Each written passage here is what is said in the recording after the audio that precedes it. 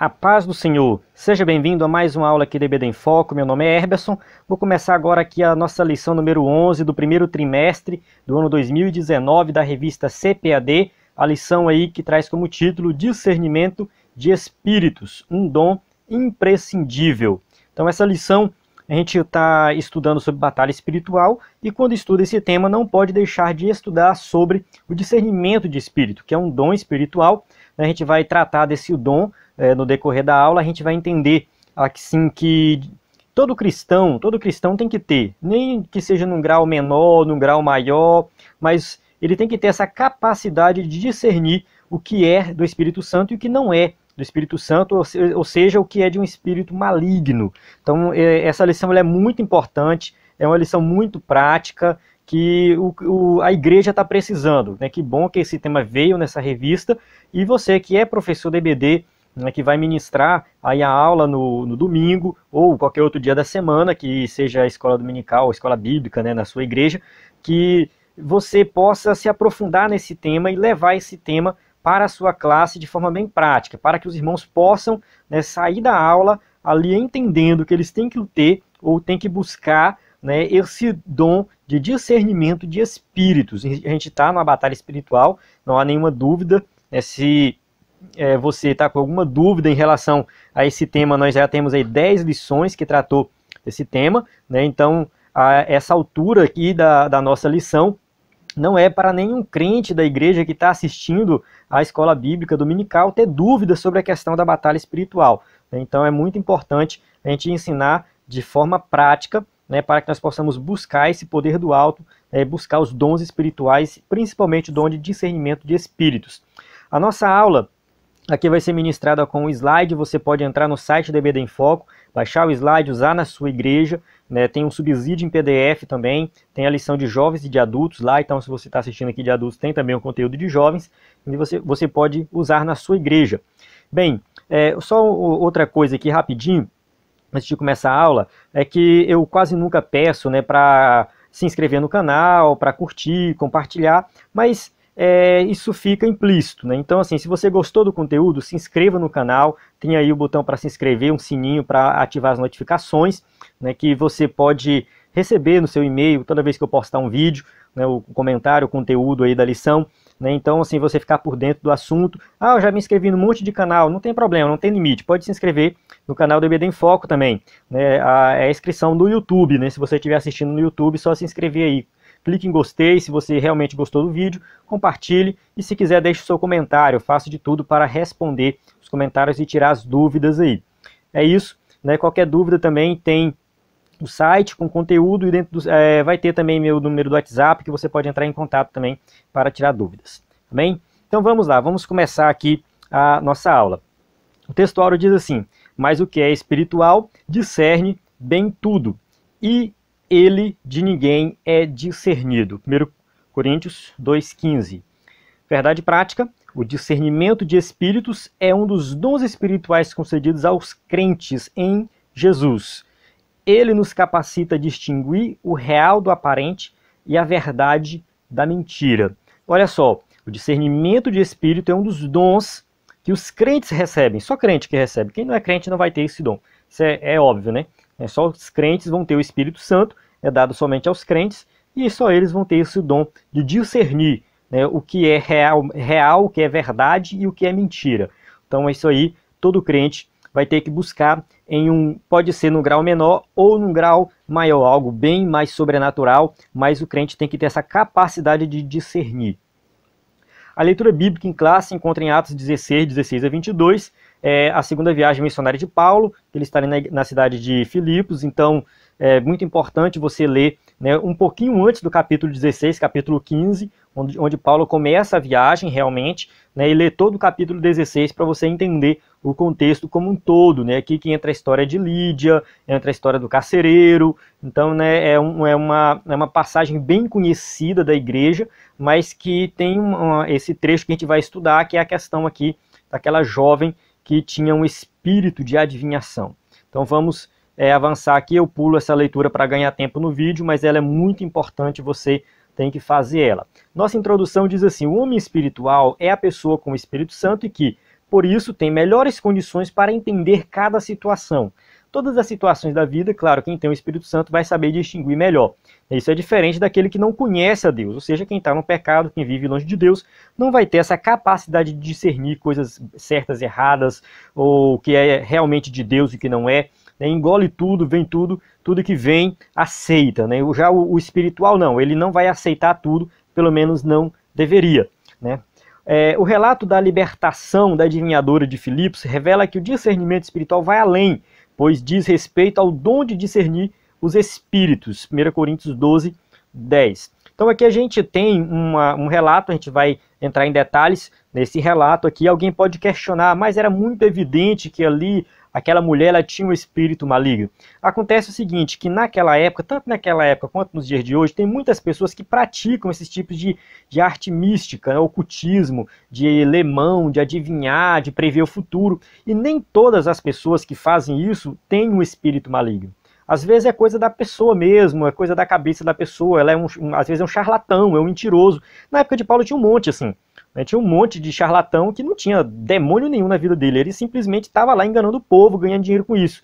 E por isso que é importante enfatizar que Paulo realmente usou uma capacidade sobrenatural do Espírito Santo para identificar que essa mulher estava possessa de um espírito maligno. Então, assim, ela não era a única que adivinhava. E para piorar um pouco mais a situação, ela ainda falava bem de Paulo. Então, falava bem de todos que estavam com Paulo. Esses homens aí pregam o evangelho, estão falando do Deus Altíssimo. A gente vai entrar em detalhes disso mais na frente, só aqui na introdução para você entender o que a gente vai tratar. Então, assim, ela estava, além dela ser uma entre um monte que fazia a mesma coisa, ela estava elogiando Paulo. Então, Paulo ele realmente foi usado pelo Espírito Santo para discernir, saber se aquilo ali era algo natural dela ou se era algo de um espírito maligno, e Paulo identificou que era um espírito maligno. Então, é o dom de discernimento de espírito. Vamos lá, o primeiro tópico, vamos entender o que é discernir e discernimento. Essa palavrinha aí, o verbo discernir, no Novo Testamento grego, apresenta dois verbos traduzidos em nossas versões por discernir, que é anacrino e diacrino. Vamos ver aqui cada um deles. Discernir, do grego anacrino, significa perguntar, interrogar, investigar e examinar. Então, pode ser traduzido como qualquer uma dessas palavras aqui no português. Ora, estes foram mais nobres do que os que estavam em Tessalônica, porque de bom grado receberam a palavra anacrindo, ou seja, anacrino, ou seja, examinando cada dia das Escrituras se estas coisas eram assim. Atos 17, 11. O que acontece? A palavra usada aqui, anacrino, foi traduzida por examinar, ou seja, vamos parar, vamos analisar, vamos fazer uma investigação e saber se o que eles estão pregando realmente tem a ver com o que está escrito aqui no Antigo Testamento, porque era a Bíblia deles, o que eles tinham. Paulo chegou na sinagoga, pregou o evangelho, eles aceitaram a palavra, e ali eles foram, ou seja, mais nobres do que aqueles de Tessalônica. Em Tessalônica foi uma confusão, eles não aceitaram, já aqui os bereanos, eu acho que é bereanos que fala, os de Bereia, eles leram, examinaram, e a palavra usada aqui foi nesse sentido, ou seja, traduzido para examinar, anacrino. O segundo verbo já apresenta uma grande variedade semântica, ele tem mais significados. Esse diacrino pode ser traduzido como separar, distinguir, discernir uma coisa da outra. Então usa aqui nesse sentido de discernir, porque o que come e bebe dignamente, come e bebe para sua própria condenação, não discernindo o corpo do Senhor. 1 Coríntios 11, 29 é a passagem da ceia, ou seja, no sentido de reconhecer, ou seja, não reconhece, não discerne, não reconhece que isso aqui, entende que isso aqui representa realmente o corpo do Senhor. Não reconhece que esse pão simboliza o corpo do Senhor. Então é nesse sentido que está sendo usado, diacrino, não diacrino o corpo do Senhor, ou seja, não discernindo. Então aqui a gente tem o uso de um pequeno exemplo dessa palavra discernir. Substantivo discernimento. Se você não gosta dessa parte porque o escritor da revista fala muito do grego e tudo mais, mas assim, apesar de que às vezes eles exageram nisso, concordo às vezes que exagera, mas ajuda a gente a entender melhor o assunto. Então, é importante você assistir essa parte da aula, a não sei que você não goste realmente, pula lá para frente, mas é importante você entender o significado original. O discernimento, substantivo discernimento, do grego, diakrisis, né, significa, né, portanto, decidir, aprovar a sentença, o ato de julgamento, de discernimento, ou seja, é o ato, é a ação de você julgar e aprovar ou não alguma coisa, né? Então esse termo só aparece 3 vezes no Novo Testamento, em cada um deles o significado é diferente. Vamos ver aqui cada um deles. Aqui no Romanos 14:1 traz o significado de contenda, julgamento. Ora, quanto ao que está enfermo na fé, recebeu não em contendas sobre dúvidas. Então um uso aqui nesse sentido de briga. Diacrisis também é usado como distinção, né, em que se julgam pelas evidências se os espíritos são malignos ou se provém de Deus. Né? E a outra operação de maravilhas e a outra profecia, a outro dom de discernir os espíritos. Ou seja, a passagem aqui está usando a palavra diacrisis no sentido de discernir, de julgar se é ou não de Deus. E tem outra passagem de Hebreus que fala, né, no sentido de discernir entre o bem e o mal, né? Mas o mantimento sólido é para os perfeitos, os quais, em razão do costume, têm os sentidos exercitados para discernir tanto o bem como o mal. Então aqui o uso dessa palavra tem três formas diferentes, mas para que você possa entender que ela pode ser usada para forma diferente, mas nesse sentido também é usada também nesse sentido de discernir, de provar, de julgar o que é certo e o que é errado. Na atualidade, né? Na atualidade, o que a gente pode falar nesse sentido aqui, nesse tema? Que há manifestações sobrenaturais por meio de falsos profetas. Isso está na Bíblia, desde o Antigo Testamento, sempre vai existir esse falso profeta, ou seja, alguém que chega profetizando algo, entregando uma mensagem. Vale ressaltar que nem sempre a profecia está se referindo ao futuro. Muitas vezes a profecia é de exortação, né, ou seja, a profecia é para fazer a pessoa mudar uma atitude. Então, assim, às vezes a profecia ela é falsa, não importa se é prevendo o futuro ou se é para exortar, mas ela pode ser uma profecia falsa. Né? E Jesus fez um alerta, porque surgirão falsos cristos e falsos profetas e farão tão grandes sinais e prodígios que, se possível for, enganariam até os escolhidos. Mateus 24:24. Ou seja, vai surgir nos últimos dias essas pessoas, falsos cristos, falsos profetas, pessoas que irão realizar milagres, coisas extraordinárias, né, e enganando muitos e, se possível, até os escolhidos. O próprio Jesus falou isso. Paulo também falou, né, que o próprio Satanás se transfigura em anjo de luz. Destaquei aqui, né?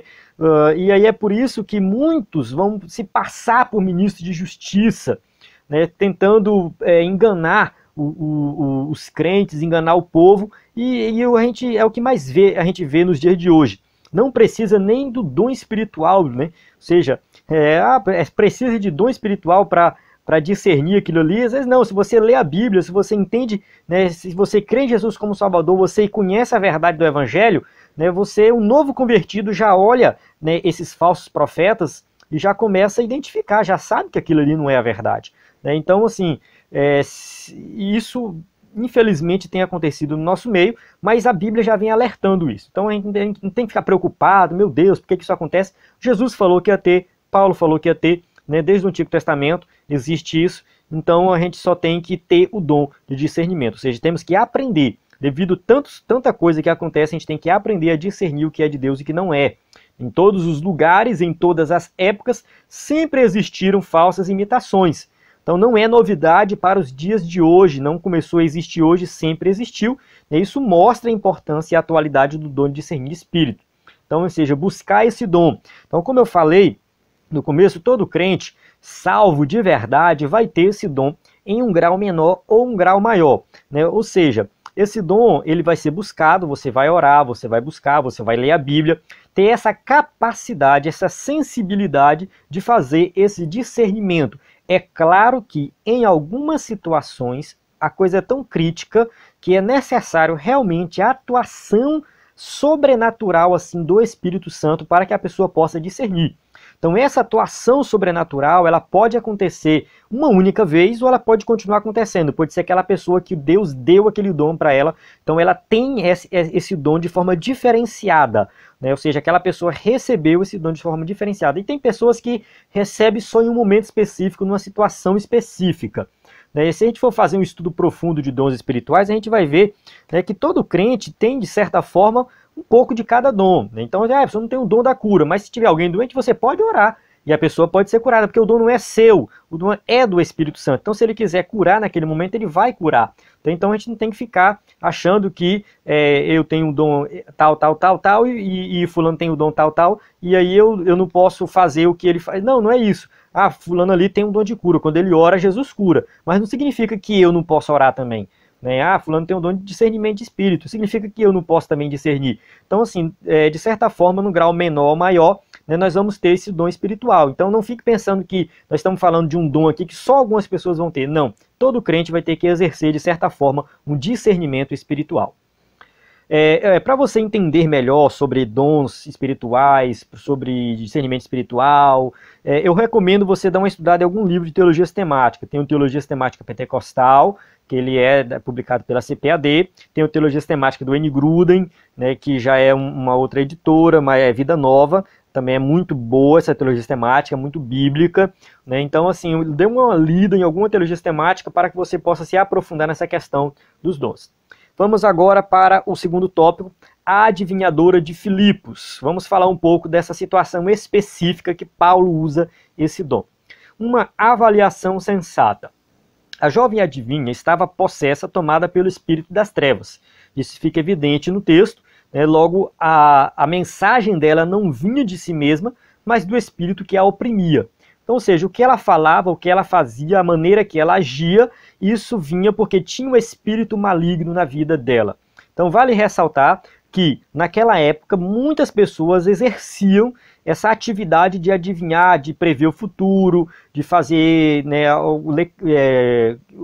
eu não sei se na época eles tinham a mesma estrutura de hoje, mas acredito que era parecido. Hoje as pessoas têm cartas, né, mas naquela época eles tinham algo parecido também. Então tinha todo tipo de pessoas relacionadas à questão do ocultismo, mas nem todas eram através de influência maligna, nem todas tinham espírito maligno. Mas nesse caso da mulher específico, ela tinha, né, e ela estava possessa, ela tinha um espírito maligno, e nós sabemos que Satanás é o pai da mentira. A gente já estudou isso nessas revistas, nessas lições, João 8,44, né, a gente já citou esse versículo em lições anteriores, então a gente sabe que tudo que ele fala é mentira, né, e ele é o principal opositor da obra de Deus. Então ele vai se opor, né, àqueles que querem fazer a obra, o crente, né, a gente já estudou sobre a armadura de Deus, a gente tem que estar sempre preparado. Quem faz a obra, quem vai para a batalha, tem que estar preparado para sofrer, né, para resistir, coloca sofrer não, para resistir aos ataques do inimigo. Agora é o seguinte, Silvia pergunta, por que então o espírito adivinho elogiaria os dois mensageiros de Deus, Paulo e Silas, ao confirmá-los como anunciadores do caminho da salvação? Então, por que ela estava correndo atrás deles, andando atrás deles, seguindo eles? E o texto vai dizer que ela estava fazendo isso há dias. Não foi uma vez só, foram várias vezes, há dias que ela estava fazendo isso. Então elas estavam indo atrás e falando que eles eram servo do Deus Altíssimo. Né? Se você olhar o que essa mulher estava fazendo, né, é muito estranho, porque realmente, se ela tinha um espírito maligno, né, por que ela estava fazendo isso? Né? Será que não tinha nada de errado ali? É de se pensar. Essa resposta não vai ser dada aqui. Nós vamos deixar mais para frente. Mas é só para você ficar pensando, por que essa mulher, com espírito maligno, estava, né, até falando bem de Paulo e Silas, dizendo que eles estavam pregando Jesus Cristo. Bora pensar um pouquinho. Vamos avançar aqui. O espírito, né, de adivinhação, né, eu coloquei errado aqui, é o tópico 2.2, só conferir, é o espírito de adivinhação, né, não do adivinhação, de adivinhação. E aconteceu que indo nós à oração, nós, olha só, Lucas está escrevendo, ele coloca nós, então provavelmente Lucas estava junto, estava Paulo, Silas e Lucas, mais algumas pessoas. Eles estavam indo para onde? Orar, não estava indo para nenhum outro lugar, estavam indo orar. Nos saiu ao encontro uma jovem que tinha espírito de adivinhação, a qual adivinhando dava grande lucro aos seus senhores. Atos 16:16. Vale ressaltar aqui que Paulo tinha chegado na cidade de Filipos, Lídia já tinha se convertido, já tinha uma família crente. Lá não tinha uma sinagoga, então porque lá não tinha provavelmente não tinha 10 judeus, porque tinha que ter pelo menos 10 judeus homens para ter uma sinagoga. Então era uma cidade que tinha poucos judeus, a maioria ali eram gregos mesmo, ou seja, gentios. O evangelho estava se expandindo para aquela região. Naquela região tinha vários, colocar assim, adivinhadores que traziam lucros, ganhava muito dinheiro com isso, né? E essa mulher, essa jovem, ela era uma escrava. Então naquela época também era comum ter escravos. Os escravos daquela época não eram como os escravos que aconteceram, a escravidão da época não era como a escravidão da América. Por exemplo, aqui na América a escravidão era de negros, por exemplo. Lá não existia isso, a escravidão era qualquer pessoa. Era branco, negro, não tinha isso, né? A escravidão estava muito vinculada à questão de dívidas, a pessoa tinha uma dívida, às vezes não conseguia pagar, virava escravo. Então, ou era escravo de guerra, né? Porque o seu país foi derrotado e ele virou escravo de guerra. Enfim, a escravidão era muito comum naquela época, né? Na verdade, tinha cidades que mais da metade da população era escrava. Então, e muitas vezes o escravo ele se orgulhava de trabalhar para um certo senhor, porque ele ganhava casa, comida, ganhava tudo, então ele trabalhava e recebia algo em troca, no sentido de, né, que sobrevivia ali. Então tinha muito essa relação, né? Então essa mulher ela trabalhava, né, adivinhando, ganhando dinheiro e trazendo lucro para esses senhores, que eram donos dessa mulher. Então isso acontecia sempre lá. O termo usado aqui é piton, ou seja, espírito de adivinhação do grego é pneuma pitona, porque tem uma declinação na palavra piton aí. Né? Pneuma pitona significa o quê? Um espírito de piton, mais ou menos nesse sentido, seria uma tradução. Né? Ou seja, piton é uma espécie de cobra, nos dias de hoje a gente pita uma espécie de cobra, e também aqui no sentido do texto, um espírito de adivinhação. Por quê? Por que traduziu a palavra piton como adivinhação? Por que foi usado essa palavra lá? Essa palavra dá origem à palavra pitonisa, que é associada à feitiçaria. Então, a piton, piton do grego é usado também como pitonisa. Né? E quem era Piton? Né? Piton era a serpente que guardava o oráculo em Delfos, na antiga Grécia. Eu vou abrir um parênteses aqui e contar um pouquinho sobre essa questão do oráculo. Primeiro, o oráculo era um local onde ficava ali uma pessoa, e essa pessoa ela fazia previsões acerca do futuro. Se você já assistiu algum filme grego, desses filmes da Grécia Antiga, você vai ver que eles não tomam nenhuma decisão sem antes consultar o oráculo.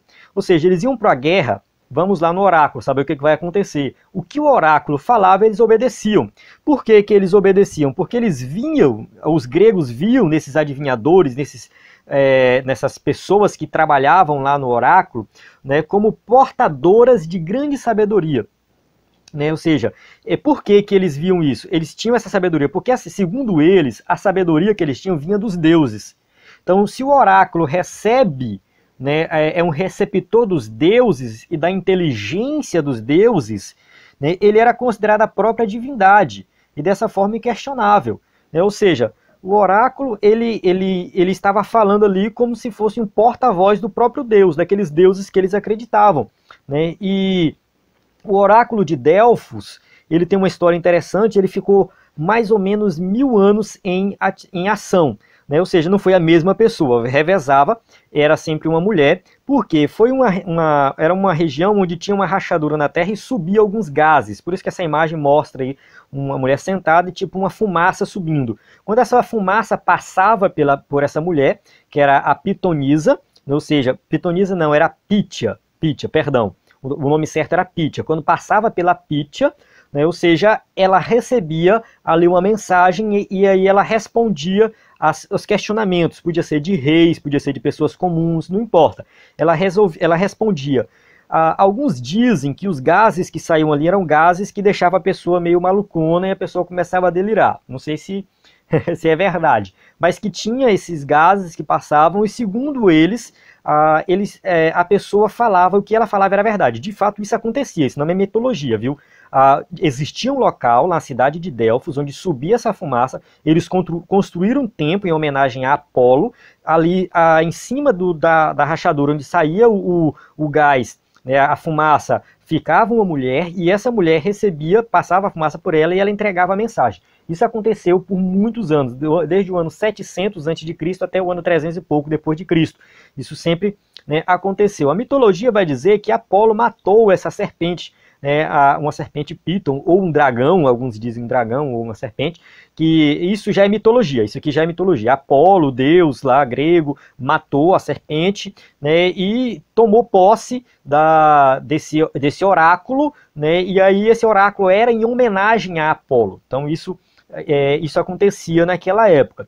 Então, assim, quando o Lucas usa pneuma pitona, ou seja, pneuma piton, né, o piton, a palavra piton, ele está fazendo referência a esse oráculo aqui, ou seja, a Pítia, ou seja, a mulher que ficava lá e adivinhava, previa o futuro, falava o que ia acontecer, né? Então, assim, ele usa isso por quê? Porque no contexto deles, eles entendiam isso. Ou seja, é um espírito de Pítia, né, o espírito daquela, né, pitonisa, daquela mulher que ficava lá recebendo o oráculo, né?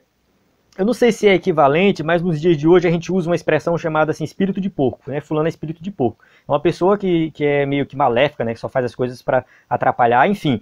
E aí, né, no nosso contexto, né, uma pessoa que estaria endemoniada no sentido de atrapalhar a vida dos outros, né, alguém pode expulsar o demônio e falar, rapaz, tinha um espírito de porco ali, né, para o nosso contexto. Isso é só para exemplificar, né? Então, assim, quando usou a palavra pneuma pitia ali, ou seja, um espírito, né, que adivinha, todo mundo entendeu, todo mundo que leu essa carta no grego na época entendeu, né? Ou seja, era uma mulher que tinha essa capacidade de adivinhar. Com o tempo, né, Pito passou a ser usado para adivinhação, que foi o que no contexto deles, mas tinha uma outra palavra, né, que é egastrimitos, que também traz essa ideia de oráculos e predições. Era uma palavra mais comum usada no grego para adivinhação, foi até usado para traduzir aqui a Septuaginta, né? Não vos virareis para os adivinhadores, né? Então uso aí egastrimitos. Septuaginta é a Bíblia do Antigo Testamento, traduzido do hebraico para o grego, né? Então, assim, tomara que não tenha ficado confuso essa história aqui para você. O escritor da revista colocou na revista e eu procuro trazer esse entendimento de forma mais clara possível. Eu fico preocupado aqui, né? Então, tomara que você tenha entendido esse contexto todinho aí. Adivinhações ontem e hoje. Deus enumerou algumas práticas divinatórias comuns entre os cananeus e os egípcios que Israel deveria rejeitar. Então, se a gente ler Deuteronômio, fala, né, porque essas nações que has de possuir ouvem os prognosticadores e os adivinhadores. Porém, a ti, o Senhor teu Deus, não permitiu tal coisa. Deuteronômio 18:14. Vocês não precisam ficar procurando esse tipo de gente para saber o que vai acontecer. Tudo está na minha mão. Eu sou o Deus Todo-Poderoso, eu guio todas as coisas. E o espírito do Egito se esvaecerá do seu interior, e eu destruirei o seu conselho, e eles consultarão aos seus ídolos e encantadores, e aqueles que têm espíritos familiares e feiticeiros.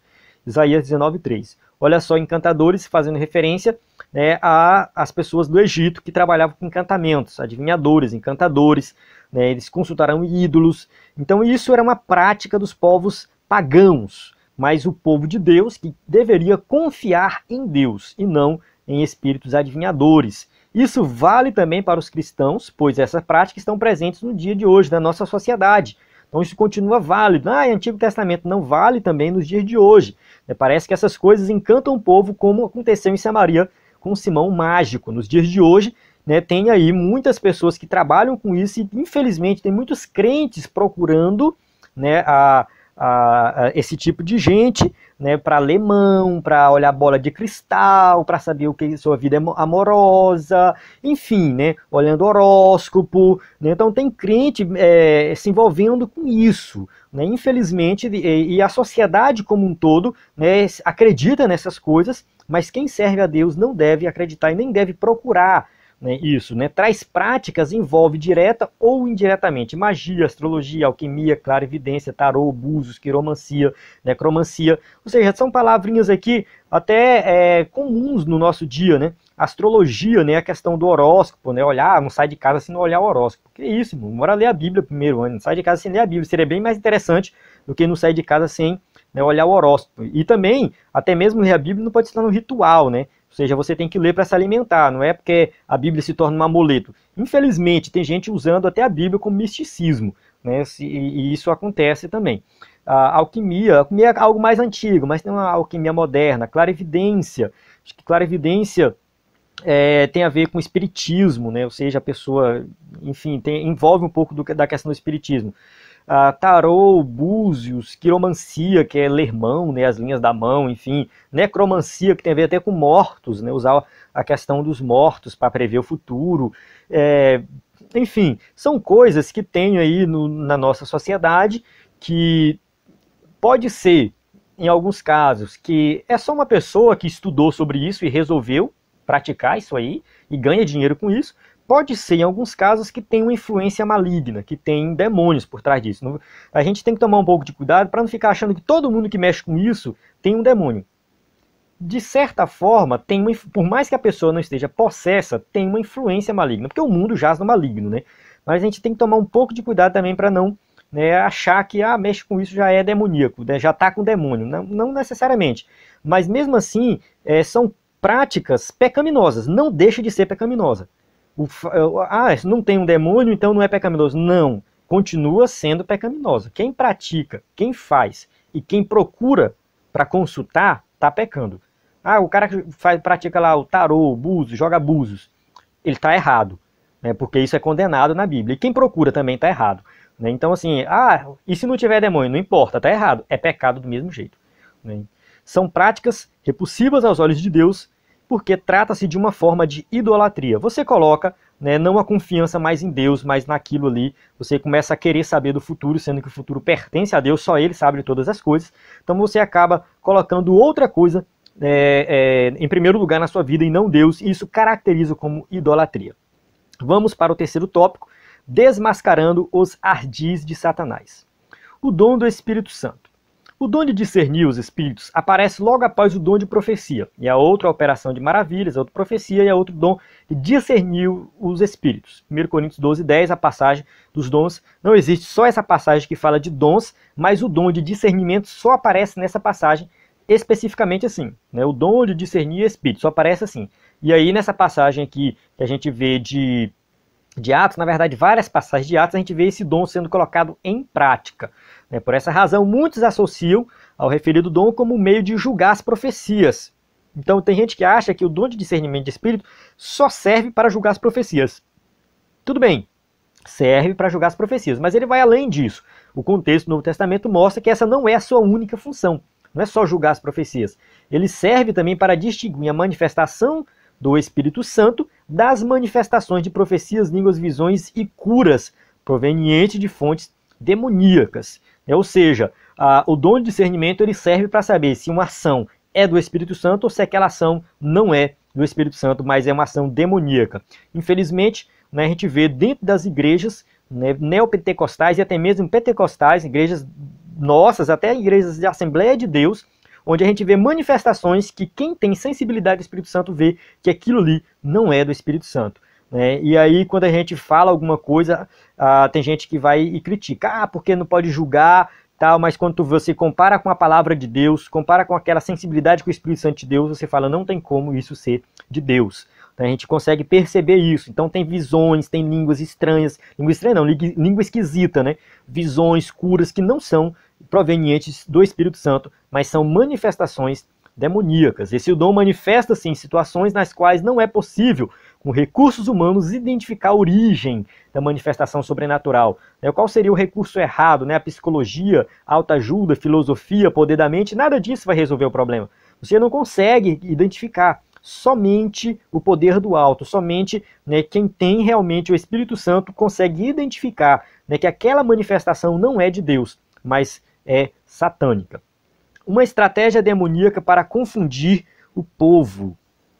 É muito estranho que o espírito maligno que atuava na vida da jovem viesse gritando publicamente por muitos dias e elogiando Paulo e Sila com as palavras. Aquilo que eu pedi para você esperar lá atrás, é o que a gente vai falar agora. Olha só o que ela diz. Estes homens que vos anunciam o caminho da salvação são servos do Deus Altíssimo.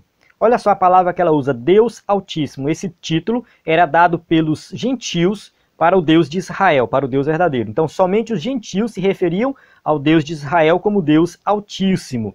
Então, isso, como ela estava num contexto gentil, era assim que ela falava. Então, era um elogio, né? Ou seja, eles estão anunciando o caminho da salvação e são servos de Deus Altíssimo. Não é a primeira vez que Satanás procede dessa maneira. Olha só a passagem lá do endemoniado Gadareno. E clamando com grande voz disse que tenho eu contigo, Jesus, Filho do Deus Altíssimo. Conjuro-te que, por Deus, não me atormentes. Marcos 5,7. Ou seja, ele usa também o título Deus Altíssimo. Esse demoniado estava numa região onde vivia muitos gentios. Então o título dado aqui também é Deus Altíssimo. Então dá para entender que Satanás, né, ele é astuto, né? Ele tenta enganar de início. Adam Clarke, que foi um teólogo metodista, erudito bíblico britânico, né, viveu entre 1760 e 1832, ele fala o seguinte, ele comenta lá no seu comentário bíblico: o testemunho sobre os apóstolos, em essência, era verdadeiro, com o fim de destruir sua reputação e arruinar a sua utilidade. Ou seja, o propósito dela, né, de falar que os apóstolos estavam dando um testemunho verdadeiro, era tentar se igualar, né, ou seja, para destruir a reputação dos apóstolos, né, e falar assim, olha, eu também faço a mesma coisa. Era isso que ela estava querendo dizer, né? O propósito diabólico aqui era transmitir ao povo a falsa ideia de que a mensagem que Paulo e Silas pregavam seria a mesma da jovem adivinhadora. Ou seja, a mensagem deles é a mesma da minha. Então estavam querendo desmerecer a mensagem de Paulo. E então aqui a gente observa, né, que tem essa situação, essa mulher segue ele por muitos dias, né, falando que eles pregam a salvação, né, que eles estão trazendo a mensagem verdadeira, mas que na verdade ela estava querendo dizer, né, que se comparar a eles. Agora vamos para o terceiro subtópico, a libertação da jovem adivinhadora. A moça era uma escrava que dava muito lucro aos seus senhores com essa prática ocultista, ou seja, tinha dinheiro envolvido ali. Então, é muito comum no livro de Atos a questão do dinheiro, né, e assim, usar coisas ocultas para ganhar dinheiro, adoração a ídolos para ganhar dinheiro. Atos 5, de 1 a 11, Atos 8, de 18 a 24, Atos 19, 23, Atos 20, 33 e 34, todas essas passagens estão dentro desse contexto, né? Tem um contexto lá que as pessoas param de adorar os ídolos, né, os deuses, eu não sei se é Atos 19 ou Atos 20, que eles, os produtores das imagens começam a ter prejuízo, porque as pessoas não estão comprando mais as imagens daqueles deuses.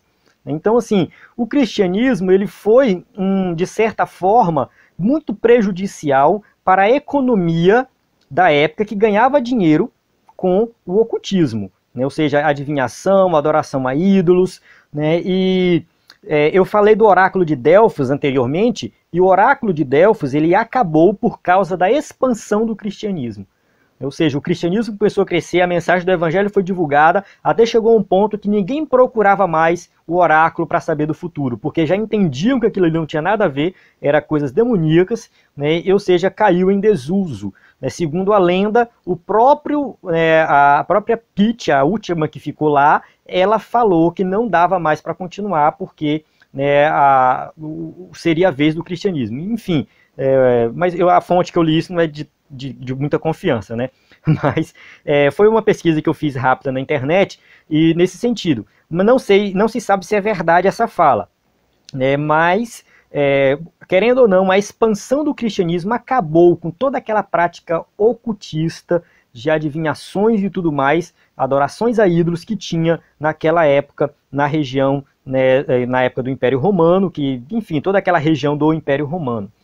Ao ser liberta pelo poder do nome de Jesus, os seus proprietários viram nisso um prejuízo econômico e foram denunciar os missionários às autoridades locais. Denunciaram Paulo, né? Ou seja, Paulo ele foi perseguido não por estar fazendo uma coisa ruim, mas por fazer uma coisa boa.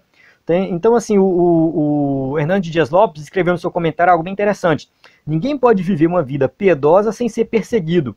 Ou seja, Paulo foi perseguido porque estava vivendo a vida piedosa, estava salvando vidas, estava expulsando demônios, estava fazendo o que era certo. E ele sofreu perseguição por causa disso. Ou seja, pessoas boas sofrem também fazendo coisas boas. E a população não viu a maravilha da grande libertação da moça. Ou seja, Paulo e Silas foram denunciados por causa da expulsão do demônio maligno da jovem. Então, ou seja, ele expulsou o demônio, ele trouxe libertação, né, e ele foi preso por causa disso, né, foram denunciados por causa disso. Né, só uma observação aqui, na revista tem um errinho, nesse tópico aqui, o 3.3, ele escreveu assim: Paulo e Silas não foram denunciados, tem um não, esse não está errado. O correto é Paulo e Silas foram denunciados, algum erro de digitação, na verdade, né? Paulo e Silas foram denunciados por causa da expulsão do espírito maligno da jovem. Foi por isso que eles foram presos, eles foram acusados de perturbar a ordem pública e nem sequer foram ouvidos, ou seja, não tiveram direito de resposta. Eles foram açoitados com varas, né? Ou seja, eles sofreram muito, eles foram açoitados com varas e foram levados para a prisão, na parte baixa da prisão, numa masmorra, um local totalmente escuro, ficaram presos ali com os pés, né, e eles cantaram. Não é detalhe dessa aula, a gente não vai prosseguir na história aqui de Paulo e Silas, né, só voltando aqui uma observação, mas após isso aqui, é quando eles cantam, aí vem um terremoto, abala ali a cadeia, eles são soltos, aí o carcereiro pega a espada para se matar, e Paulo não deixa ele se matar, né? Então, assim, é importante a gente entender todo esse contexto aí que acontece mais para frente. A aula aqui não vai se ater a essa situação, mas que você possa ler isso aí. Ou seja, Deus, ele salva de várias formas diferentes na cidade de Filipos. Ele salva ali Lídia numa conversa simples que Paulo teve com ela, ele salva o carcereiro diante de um terremoto, diante de toda uma confusão naquela prisão. O texto não diz se essa adivinhadora aqui foi salva também, mas pode ser que sim, pode ser que ela se converteu, né? Pode ser que Paulo expulsou o demônio e ela aceitou Jesus depois. O texto não diz isso, né? Mas muitas pessoas podem ter se convertido também através desse milagre, né? Então, assim, Deus vai salvar e agir de várias formas diferentes na cidade de Filipos. Isso mostra a expansão do cristianismo através da pregação do evangelho e da ação poderosa sobre os demônios. Então a gente tem falado isso bastante, né, que a pregação do evangelho vai deixar o reino das trevas aí, né, assim, em ação. O reino das trevas vai querer agir, vai ser contrário à pregação do evangelho, mas isso não pode desanimar quem prega, né? Ou seja, Paulo e Silas foram presos, foram perseguidos, mas eles não desanimaram, continuaram fazendo a obra. Teve um caso também que Jesus também não foi aceito quando ele expulsou o demônio daquele gadareno, e pelo fato de que os demônios lá daquele homem entraram nos porcos, e os porcos morreram, né? Então Jesus foi praticamente expulso daquela região, né? E mais uma vez aqui a gente vê nessas duas situações que o lucro fala mais alto, né? Ninguém ficou alegre e feliz porque teve libertação, mas ficaram com raiva porque ali não teve mais lucro com aquela situação que estava acontecendo. Tópico 3.4, a necessidade do dom de discernir. O discernimento do Espírito nos permite conhecer tudo aquilo que é impossível saber por meio de recursos humanos. Os recursos humanos não vão ajudar, né? Você estudar filosofia, psicologia, isso é importante saber, mas no momento de discernir o Espírito, o que vai valer é a sua intimidade com o Espírito Santo, a oração e a leitura da palavra de Deus. É isso que vai contar, né? No caso de Paulo e da adivinha de Filipos é emblemático, um exemplo clássico de uso desse dom na vida real, algo prático. Reconhecer a origem maligna de uma manifestação contra a igreja não é tão difícil. Ou seja, quando é explícito, né, quando a manifestação é explícita, a pessoa deixa bem claro que ela está sendo contrário à obra de Deus, de forma bem explícita, isso aí dá para perceber que é de origem maligna. Algumas situações são mais complicadas. No caso de Paulo, né, no contexto de Paulo, diante dos elogios da adivinhadora, isso era praticamente impossível sem a atuação do Espírito Santo. Ou seja, Paulo, ele percebeu ali que aquela mulher não estava fazendo por conta própria, né, mas tinha sim um espírito maligno na vida dela, né? Então, assim, Paulo ele teve essa sensibilidade porque ele tinha esse dom do Espírito Santo. Eu vi a história de um pastor meu que ele conta que ele era até novo convertido, não tinha muito tempo de crente, tinha uma mulher na praça adivinhava número de CPF, RG, nome, e as pessoas impressionadas, ela apontava o dedo, ela fechava o olho, ficava girando a mão assim, e quando alguém falava para, ela parava, e a pessoa que ela parava, ela adivinhava tudo ali, os documentos da pessoa e até coisas da vida da pessoa. Então ele percebeu que aquilo ali era um espírito maligno que estava agindo, e ele começou a repreender, ele começou a orar, Quando ele começou a orar, ela não conseguiu mais. Essa mulher que estava fazendo isso não conseguiu mais adivinhar, e ela parou assim, falou, gente, eu vou parar porque tem uma força, ela ainda usou essa expressão, tem uma força maligna me atrapalhando. Ou seja, na verdade era o Espírito Santo de Deus que estava agindo ali, atrapalhando ela, né, e o maligno estava na vida dela, né, é o contrário. Então, assim, tem nos dias de hoje essas coisas, tem nos dias de hoje. Nós temos que ter a sensibilidade de, né, entender o que não é do maligno. Por quê? Porque tem muitos casos de mágicas, ilusões, ilusionismo, que não tem nada a ver com o maligno. São truques de mágicas normais, que não tem nada, se a gente for parar para pensar, não tem nada de pecaminoso naquilo ali. São somente truques. Ou seja, não tem engana que a visão, os mágicos têm suas técnicas, que não tem nada de demoníaco ali. Então tem situações nesse sentido, que não tem nada de demoníaco, mas tem situações que tem. Então Paulo foi nessa situação, ele entendeu que aquilo ali era algo demoníaco, então ele repreendeu, né, e Deus fez a obra. Conclusão, Satanás é perito no engano e no disfarce, na mentira e na aparência, porque o próprio Satanás se transfigura em anjo de luz, então ele vai tentar enganar de toda forma. Ele é um ser habilidoso e acima de qualquer ser humano na arte do engano e da mentira. Seus disfarces só são discerníveis pelo Espírito Santo, porque não ignoramos seus ardis. Às vezes, até mesmo os crentes, por falta de vigilância, terminam caindo no laço do diabo. Então, ou seja, até mesmo crentes às vezes são enganados, né? Crente de verdade, às vezes acaba sendo enganado, né, por Satanás. Mas acontece que quando um crente cai nisso, é porque está faltando ele buscar, talvez está faltando ele buscar um pouco mais de discernimento, para que ele possa saber o que é do Espírito Santo e o que não é. Amém? Eu chego aqui no final da aula, espero que você tenha aprendido o assunto. Entra no site do EBD em Foco, baixe o slide, baixe o subsídio, compartilhe com seus amigos, né? Qualquer coisa é só entrar em contato. Estou à sua disposição para ajudar no que for necessário. O EBD em Foco está sempre procurando melhorar e entregar o melhor conteúdo aí para você, né? Então, se você já acessou, espero que tenha gostado. A gente está aí prestes a lançar um aplicativo do EBD em Foco, se Deus abençoar e tudo der certo, né? No próximo trimestre já teremos um aplicativo. Então a gente está procurando melhorar cada vez mais, né? E Deus está abençoando grandemente. Conto com a oração de cada um que assiste essa aula aqui, né, e acompanha o EBD em Foco. A paz do Senhor, até a próxima aula.